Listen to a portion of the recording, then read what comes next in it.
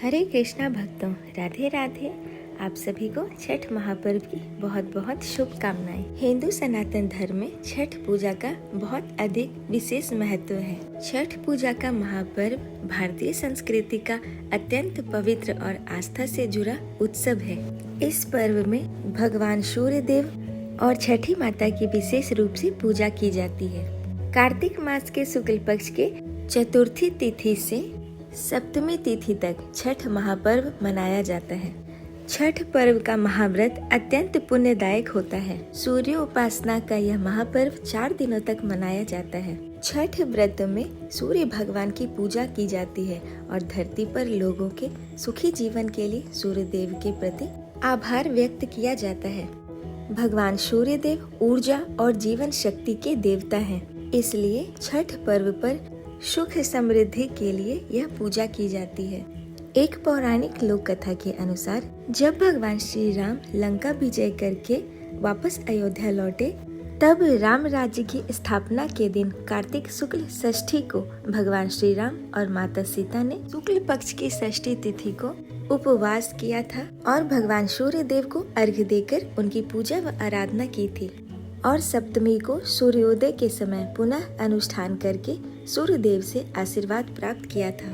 त्रेता युग में महाभारत काल में भी छठ पर्व सबसे पहले सूर्य पुत्र कर्ण ने सूर्य देव की पूजा करके शुरू की थी। कर्ण भगवान सूर्य का परम भक्त था। वह प्रतिदिन घंटों कमर तक पानी में खड़े होकर सूर्य भगवान को अर्घ्य देता था और भगवान सूर्य की कृपा आशीर्वाद से वह एक महान योद्धा बना था और इसीलिए छठ पूजा में अर्घ्य दान की यही पद्धति प्रचलित हुई। इस पर्व को स्त्री और पुरुष समान रूप से मनाते हैं। छठ पूजा 4 दिवसीय उत्सव व्रत त्योहार है। इसकी शुरुआत कार्तिक मास के शुक्ल पक्ष की चतुर्थी तिथि को होती है और कार्तिक मास के शुक्ल पक्ष की सप्तमी तिथि को इसका समापन होता है। इस दौरान व्रतधारी लगातार 36 घंटे का निर्जला व्रत रखते हैं। छठ पर्व के प्रथम दिन चतुर्थी तिथि को नहाय खाए मनाया जाता है, जिसमें गंगा स्नान करके भगवान की पूजा आराधना करने के बाद शुद्ध सात्विक भोजन से पूजा की जाती है और फिर वह प्रसाद ग्रहण किया जाता है। फिर दूसरे दिन खरना का व्रत मनाया जाता है, जिसमें मिट्टी के बर्तनों में गन्ने के रस या गुड़, चावल से खीर बनता है और गेहूं से रोटी का प्रसाद बनता है और इन्हीं प्रसाद और फल के साथ भोग लगाकर भगवान की पूजा की जाती है। और फिर तीसरे दिन भगवान सूर्य देव को संध्या अर्घ्य दिया जाता है, जिसमें बांस से निर्मित सूप व टोकरी में फल, नैवेद्य, धूप, दीप आदि से भगवान सूर्य देव को अर्घ्य दिया जाता है। और पुनः 5वें दिन सुबह सुबह उगते सूरज को पुनः उसी विधि से अर्घ्य देकर यह व्रत को संपूर्ण किया जाता है। छठी माता भगवान सूर्य देव की बहन है, जिनकी पूजा के लिए छठ व्रत मनाया जाता है। छठी माता को प्रसन्न करने के लिए भगवान सूर्य देव की पूजा और आराधना की जाती है। छठी माता का ध्यान करते हुए व्रती माँ गंगा या माँ यमुना जी अथवा किसी भी तीर्थ नदी के किनारे छठ पूजा को विधि विधान से पूजा करके पूर्ण करते हैं। छठ महापर्व का व्रत करने से पारिवारिक सुख समृद्धि तथा मनोवांछित फल की प्राप्ति होती है। इसके साथ ही संतान की उपेक्षा रखने वालों को संतान की प्राप्ति होती है।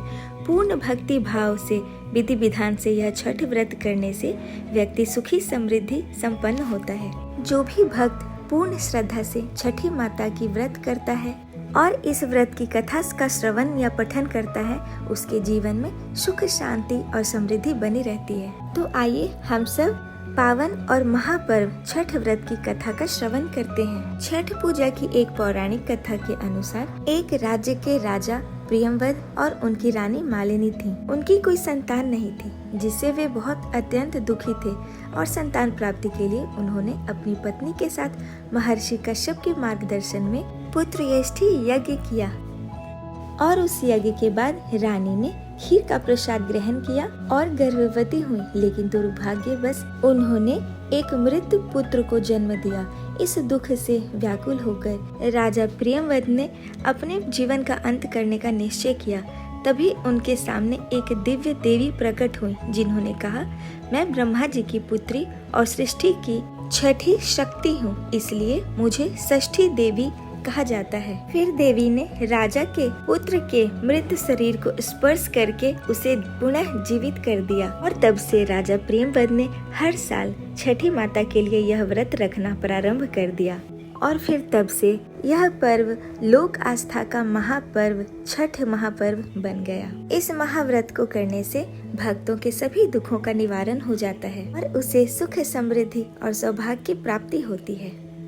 हमारे हिंदू सनातन परंपरा में भगवान सूर्य देव और माता षष्ठी देवी की पूजा के लिए समर्पित छठ महापर्व हमारे लिए अत्यधिक महत्वपूर्ण माना जाता है। तो यह थी छठ महापर्व की महिमा का वर्णन एवं छठ महापर्व की व्रत कथा। आप सभी भक्तों का हमारा वीडियो देखने के लिए बहुत बहुत धन्यवाद और आप सभी भक्तों को छठ महापर्व की अनंत शुभकामनाएं। अगली कथा के साथ हम फिर से मिलते हैं, तब तक के लिए सभी भक्तों को राधे राधे, हरे कृष्णा।